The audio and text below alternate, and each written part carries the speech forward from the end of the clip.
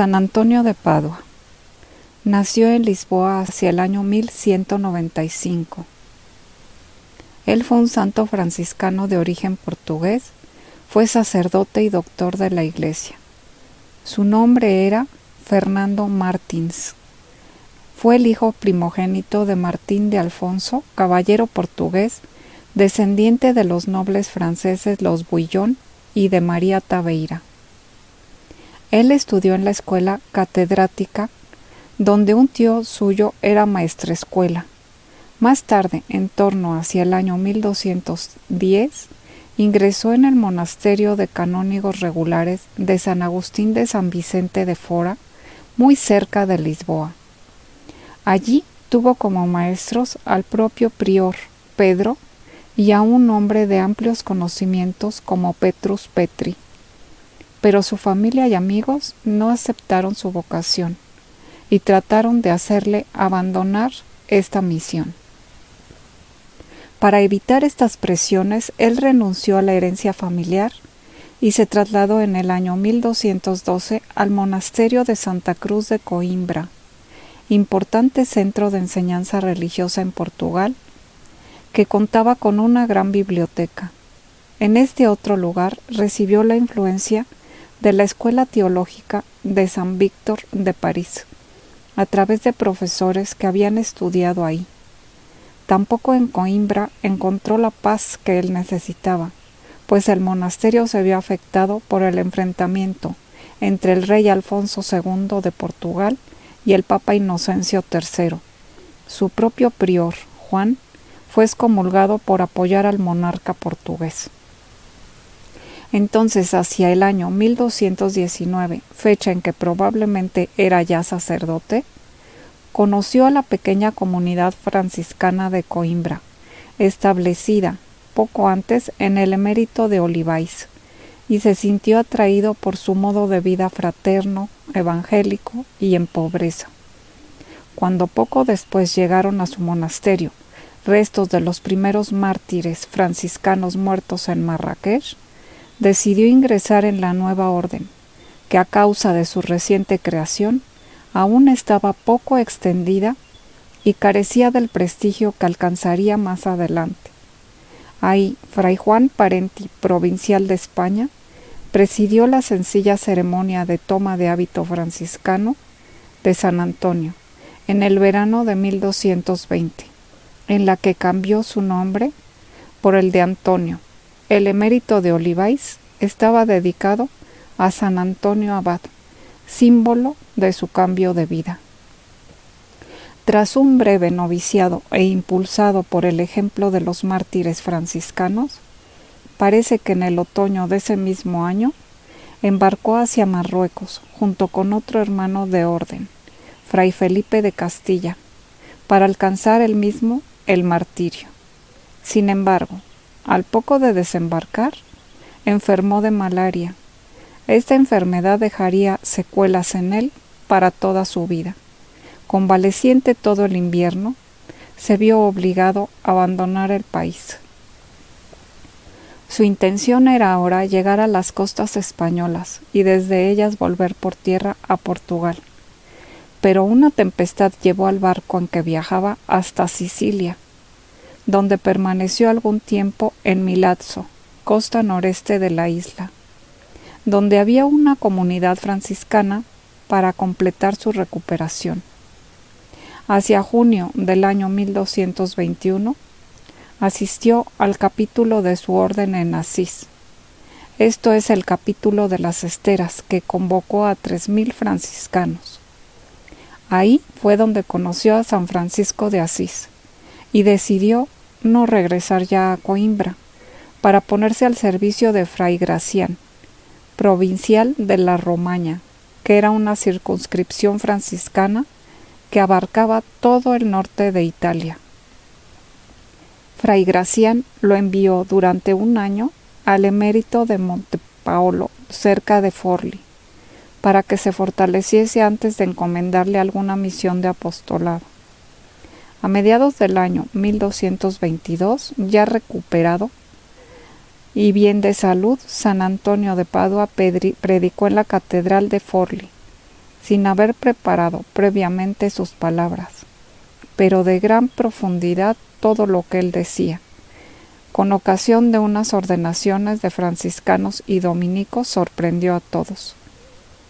Ahí fue donde su provincial le nombró predicador y le encargó ejercer un ministerio por todo el norte de Italia, donde se extendía por muchos lugares el catarismo. Así recorrió enseñando numerosos lugares. Su labor catequética en Rimini en el año 1223 fue difícil, pero sus exhortaciones y discusiones públicas acabaron teniendo éxito. Así fue como logró convertir, entre otros, a Bononillo, obispo cátaro. A finales de este año o principios del año 1224, estuvo también en Bolonia, enseñando teología a otros frailes franciscanos, en el convento de Santa María de la Pugliola.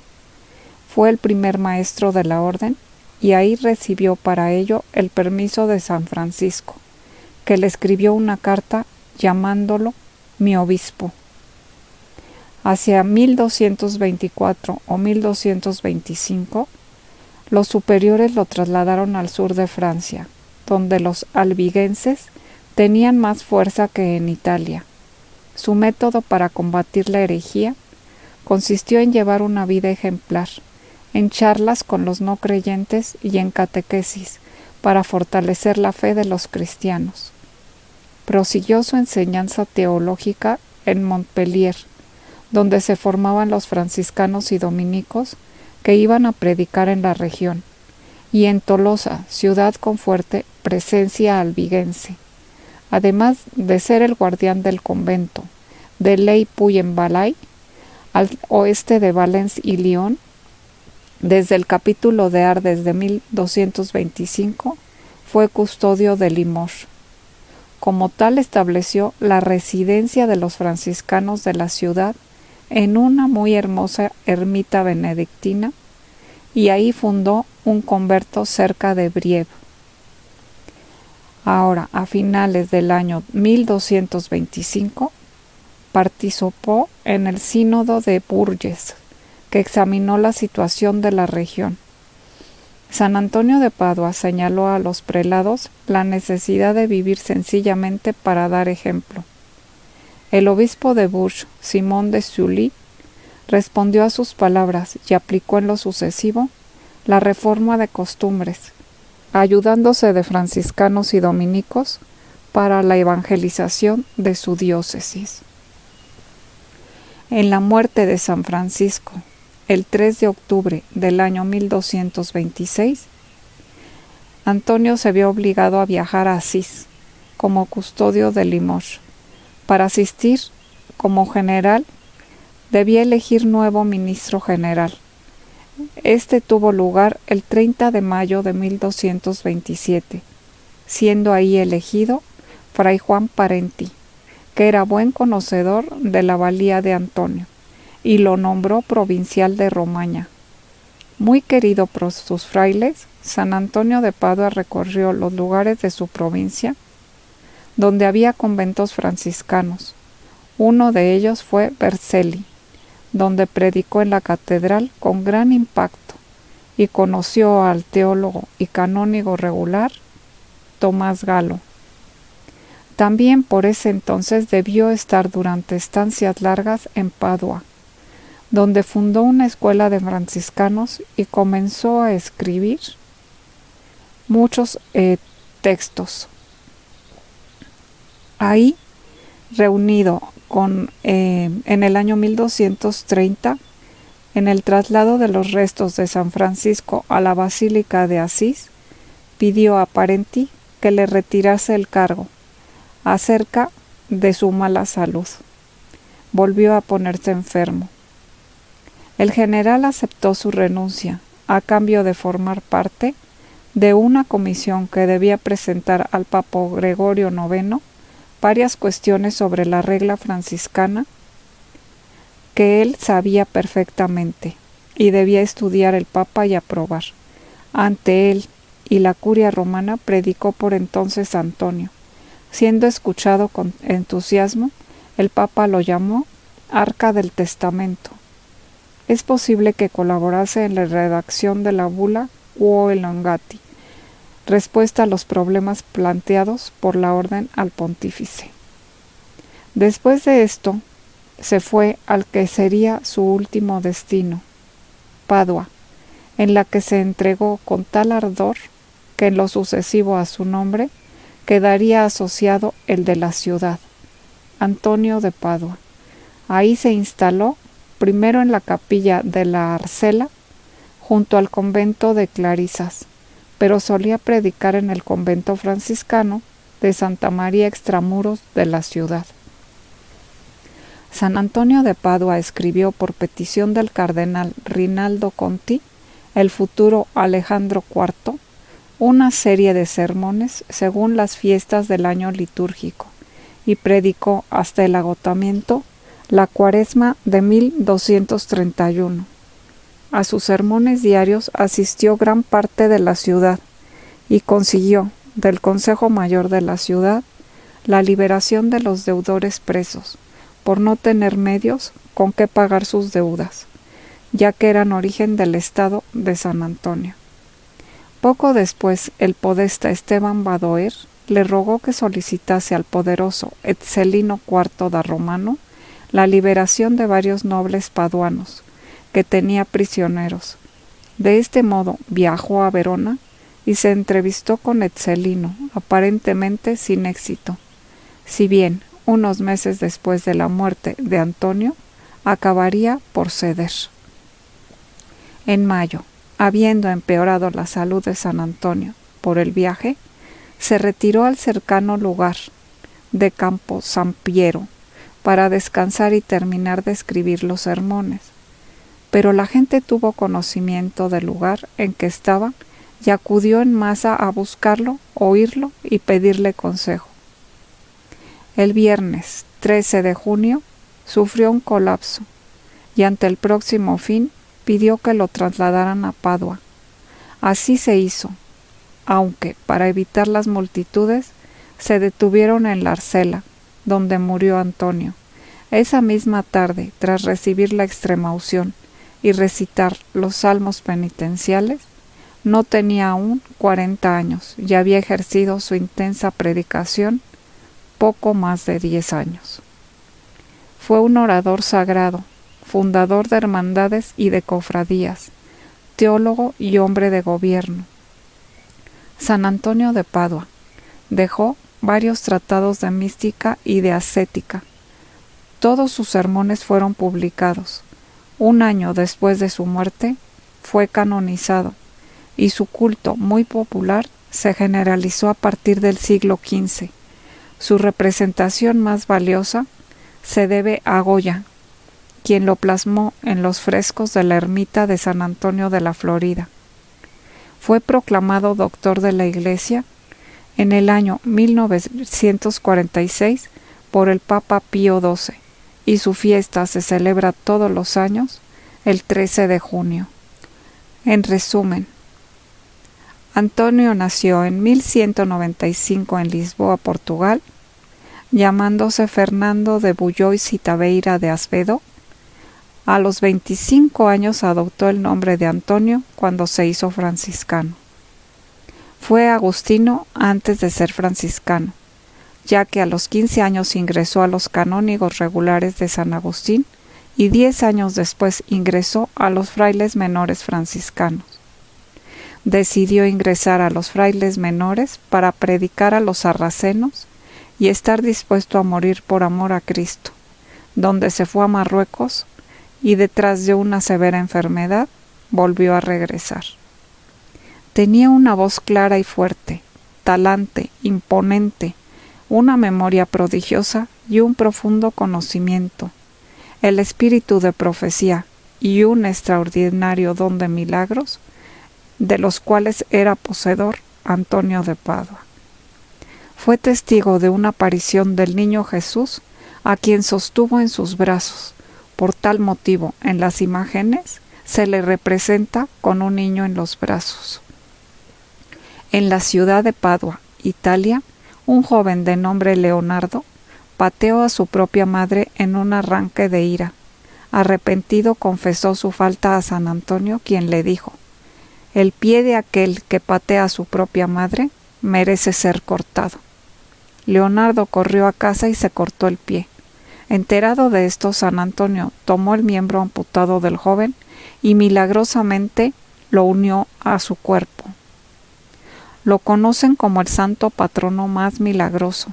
Su fama de obrar actos prodigiosos nunca ha disminuido y aún en la actualidad es reconocido como el más grande traumaturgo de todos los tiempos.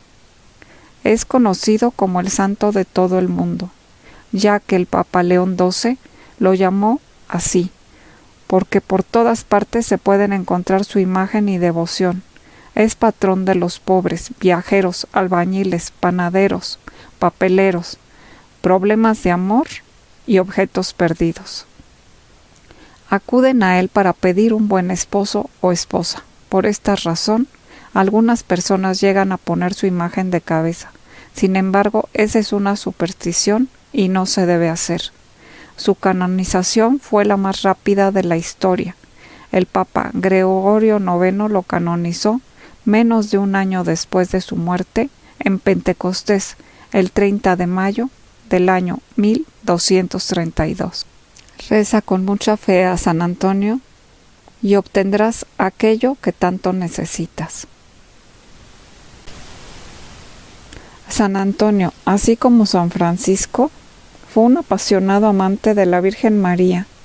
Siempre que él salía a predicar, tenía hermosísimas palabras de alabanza para la Madre del Niño Dios, del Niño Jesús, el cual él trae en sus brazos. Hagamos en este día 13 de junio y todos los días de nuestra vida esta oración muy especial de San Antonio a la Virgen María. Te rogamos, Señora nuestra, esperanza nuestra, tú estrella del mar, que iluminas a tus hijos arrastrados por el tempestuoso mar del pecado y de la vida, haznos llegar al puerto seguro del perdón, y alegrados por tu protección, así podamos llevar a cumplimiento nuestra misión en la vida terrenal. Con la ayuda de aquel que tú has llevado en tu seno y que tu santo pecho ha nutrido, así el niño Jesús nos haga el honor y la gloria por los siglos de los siglos eternos, de tenernos cerca de ti como Madre protectora desde el cielo.